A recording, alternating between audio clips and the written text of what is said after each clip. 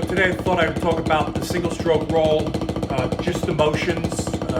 Any target is fine, your leg, doesn't make any difference. Cymbals, I'm not going to play the cymbals because I got neighbors and I got a store open downstairs, but it's just back and forth, and you can see you can manipulate and do things. You don't need to bounce. So the first idea would be my left hand, and I've talked about this on the past videos. I scoop up and I bring it back with the ring finger and the middle finger. And I wiggle the right hand. I move the thumb on the right hand up and down. You can see there between the, just barely, I'm not pinching the stick in the front there. It barely touches the index, and then it's the middle finger. And for more height, I can open the stick up, go back to the ring finger on the right hand. As you can see, I'm walking it back. Go back to the ring finger and open my hand up with the left hand, just the thumb, and then simply go back, apply pressure. And the reason for that, all those movements I've talked about, is just to alleviate pressure and give yourself more oxygen, blood flow, to be able to do different things. It's really quite a nice situation to have. And it's very electric looking, as Moeller talks about in the front of his book. Tommy Mills, who played with John Philip Sousa, and I'm sure Buddy Rich got to see him at times in Central Park when they performed, and he played solos, Tommy Mills that is. I'm sure that look is something Buddy captured when he played his singles. I would probably go so far as to say that I would bet my life on it.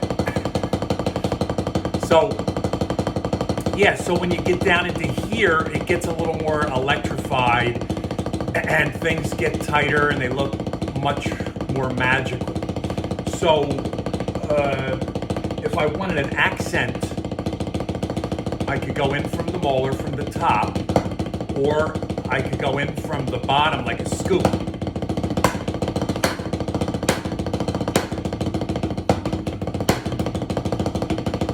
And if I wanted two accents, it's much easier to play with the scoop and then come back. 3.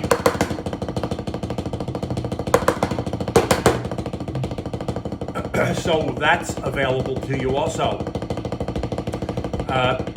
Another idea that I come up with is simply just using the thumb and go into the front of the hand and not squeeze, just go into the front of the hand, but not real tight, and just bouncing the stick from the thumb. And then as you need to alleviate the stress there, you can add fingers on the left hand, and I can go back to the middle finger with the right hand, and I open up. You can see the index finger is totally free, and I can open up and I can stay exactly where I want. Then I can go back to that as I need to.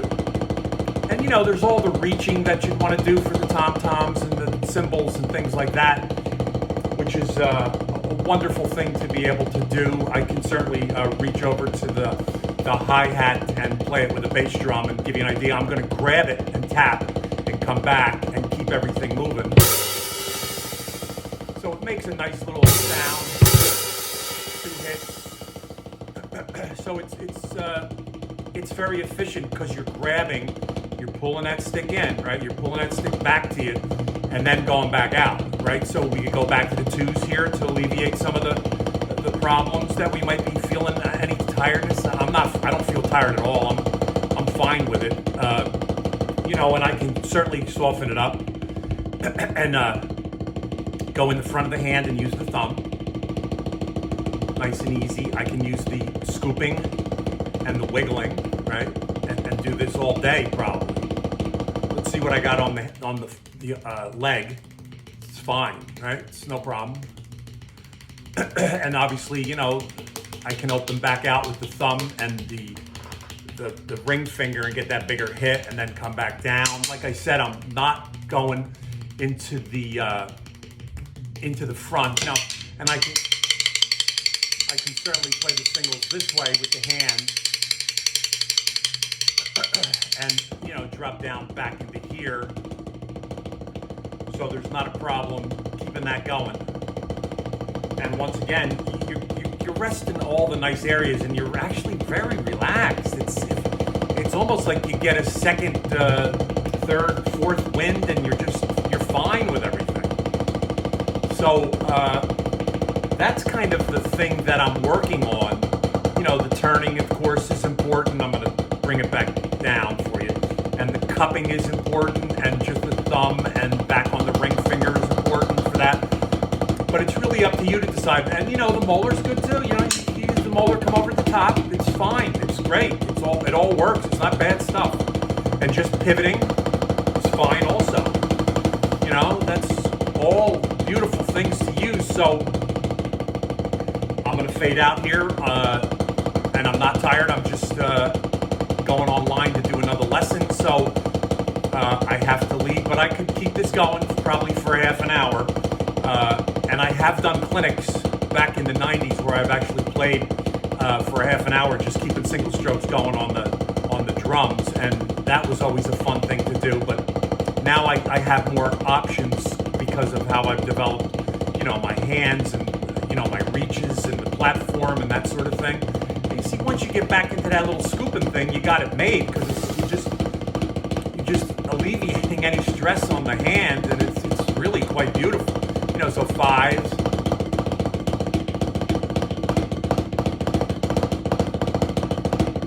You know, that little 3 and then a 2, 3, 2, 3, 2. 1, 0, 5, 1, 0, 5, 1, 0, 5, 1, 0, 5, 1, 0, 5, which will give you 10s because you got the right hand in between. So 5 times 2 is 10. But you got a lot of stuff going on. You know, and then the bigger hits you go back to if you need. You know, that ring finger, and then bring it back. Bring it back down, nice and gentle, relax. You want an accent, you go back to the hi-hat. You go here, you go here. You want 3. Okay, you want to go up to the 6, back, down. You know. Leg, back. You got all those little catches, little grab taps and things, and you'll be in good shape. So that's my view of the single stroke roll, and we will see you next week.